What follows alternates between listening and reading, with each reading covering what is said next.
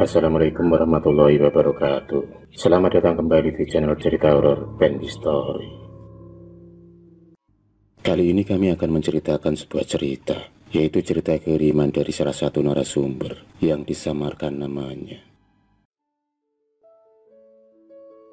Hujan turun tak begitu deras, tapi menyisakan hawa dingin yang mampu membuatkan tulang-tulang sendi di tubuh. Kalau saja manusia saling bermalas-malasan pada musim dingin, tapi tidak bagi Gali, gadis desa yang penuh semangat dalam menjajakan keriting singkong buatan ibunya. Sepeda bututnya adalah saksi dalam perjalanan hidupnya. Gali, gadis desa yang cantik rupawan, kemuliaan tubuhnya serta sifat kerja kerasnya yang dimilikinya menjadikan incaran para pemuda di desanya. Banyak laki-laki yang datang untuk melamar Gali, tapi semuanya ditolak secara halus oleh Gali, karena suatu alasan yaitu tak cinta. Karena baginya, pernikahan tak didasari oleh rasa cinta, semua akan percuma. Meski Gali tumbuh di keluarga sederhana, tapi dia begitu bersahaja, menumbuhkan karismatik yang luar biasa bagi siapa saja yang melihatnya. Hingga suatu hari tak sengaja dia berpapasan dengan seorang pemuda gagah dan berwibawa, lengkap dengan seragam dinas yang dipakainya. Dialah Wahyudi, kepala desa yang baru saja dilantik 1 bulan yang lalu. Wahyudi begitu terpesona melihat kecantikan Gali ketika menjajakan dagangannya. Hidung mancung serta lesung pipi ditambah kulit putih yang dimilikinya membuat Wahyudi tak percaya kalau dia hanya seorang gadis dari kalangan menengah ke bawah. Andaikan saja Gali mendapat sedikit polesan perawatan dari salon, tentu saja akan menjadikannya seorang gadis yang paling cantik di desanya.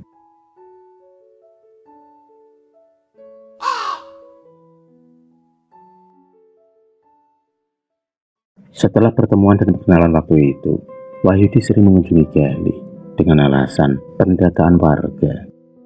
Saking seringnya Wahyudi menemui Gali, membuat Bu Warsid takut kalau saja Palura itu mempermainkan anak gadisnya, mengingat kasta di antara mereka.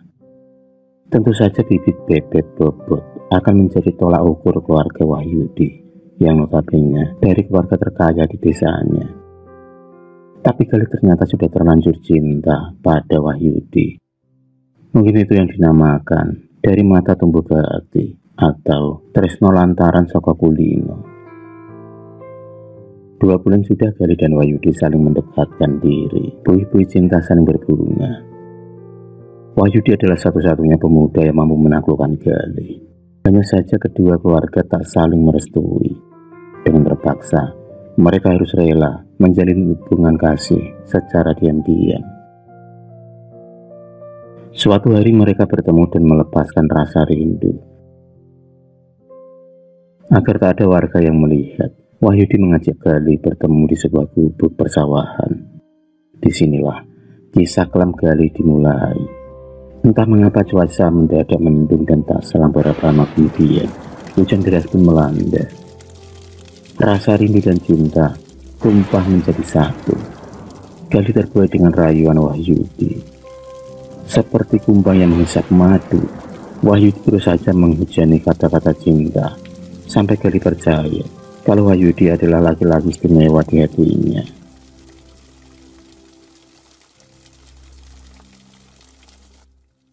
Setelah kejadian siang itu, Wahyudi seolah terkena candu.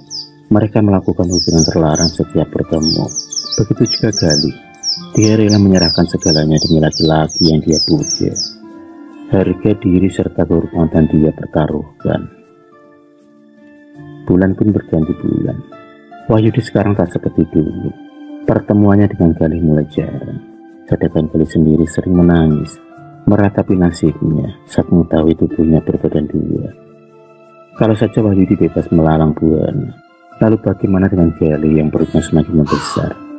Sedangkan dia harus berjualan keripik singkong demi memenuhi kebutuhan keluarganya. Dengan tekad yang besar, Gali pun mendatangi rumah Wahyudi. Tapi bukannya diterima, tapi Gali malah diusir secara paksa oleh keluarga kaya raya yang mengaku berpendidikan itu. Tubuh lemahnya jatuh ke lantai berlapiskan marmer, sedangkan Wahyudi terlihat menyuntingkan senyum sinis. Tak hanya itu saja, Wahyudi diam-diam merencanakannya jahat dengan menculik Gali untuk melakukan aborsi. Tentu saja hal itu tak dilakukan sendirian. Ada tangan kanannya yang siap membantu kapan saja. Dialah Waji, seorang preman bertubuh kekar berkulit hitam. Aksi mereka dilaksanakan sore hari, dan itu pun berhasil. Gali dengan perut besarnya diseret menuju ke rumah kosong.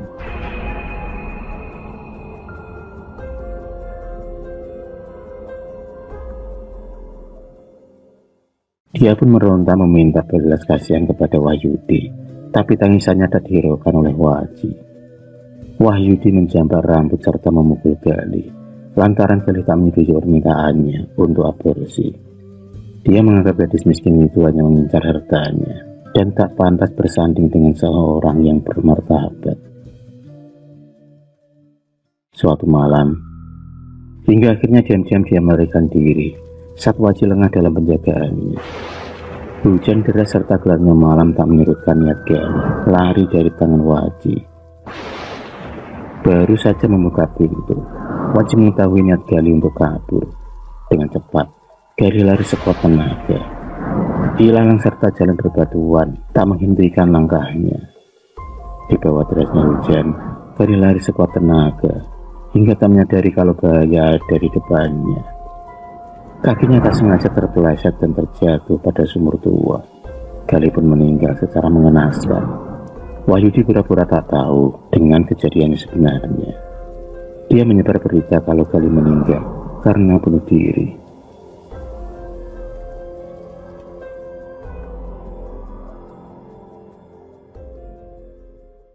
Satu tahun setelah kematian Gali, Wahyudi dikabarkan akan menikah dengan seorang gadis yang tak kalah cantiknya dengan Gali. Hanya saja gadis itu lebih tinggi derajatnya. Gadis yang bernama Sinta itu diketahui dari keluarga kaya raya dari luar kota. Setelah menikah mereka hidup berbahagia, tapi setelah menginjak pada bulan ketiga, tiba-tiba Wahyudi menderita penyakit yang aneh. Bau busuk serta perutnya mulai membengkak. Tubuhnya tak segagah dulu. Tubuhnya kini kurus kering, serta kulitnya mengelupas, bernanah dan berdarah. Tak ada satu orang pun yang mampu menyembuhkan penyakit Wahyudi. Kalau saja dulu Wahyudi bergaya dengan mobil mewahnya, kini jangankan berdiri, duduk saja Wahyudi kesulitan.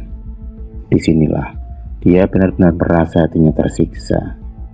Sinta istrinya tak pernah mau mendekat lantaran jijik melihatnya. Sinta lebih suka pergi dengan teman-temannya, pergi pagi, pulang malam. Sikap Sinta menjadikan murka pada keluarga besar Wahyudi. Suatu hari, ada seorang dukun yang tersohor akan ilmunya, namanya Mbah Jambrong. Sebutan laki-laki tua berjenggot itu. Baru saja menapakkan kakinya di rumah Wahyudi, dia menyadari rumah itu begitu mempunyai aura negatif. Menurut kelihatan dari Mbah Jambrong, rumah Wahyudi menyimpan banyak benda-benda berantara santet. Kebingungan Mbah Jambrong semakin menjadi setelah mendapat buku tertanam di setiap sudut rumah dengan jumlah yang tak sedikit. Siapakah orang yang tega berbuat seperti itu? Sinta terlihat menangis terseduh di hadapan Mbah Jambrong. Di hari berikutnya, Sinta secara diam-diam mendatangi rumah Mbah Wagi, seorang dukun yang selama ini dipercaya mencelakai suaminya sendiri. Dia menginginkan suaminya mati secara pelan-pelan dan tersiksa. Tapi kedatangannya kali ini untuk meminta Mbah Wagi segera mencabut nyawa Wahyudi. Dan itu benar adanya. Sepulang dari rumah Mbah Wagi, rumah mewah Wahyudi itu juga berkumpul sanak saudaranya. Bendera kuning serta tenda tertata rapi. Sinta tersenyum puas, tapi dia harus menyembunyikan kegembiraannya. Sinta dengan air mata palsunya memeluk serta meminta maaf di hadapan jasad suaminya. Menurut keluarga Wahyudi, Wahyudi meninggal setelah muntah darah serta nanah. Nyawanya tak bisa tertolong lantaran terlambatnya tim medis ke lokasi. Jenazah Wahyudi mengeluarkan bau busuk serta matanya yang sulit dipejamkan. Naudzubillah. Setelah 40 hari kematian Wahyudi, baru diketahui kalau Sinta adalah adik kandung Galih yang diadopsi keluarga orang kaya di luar kota. Sinta menuntut balas atas apa yang dulu pernah dilakukan pada Galih. Nyawa harus dibayar dengan nyawa, meski harus ditempuh dengan jalan pintas.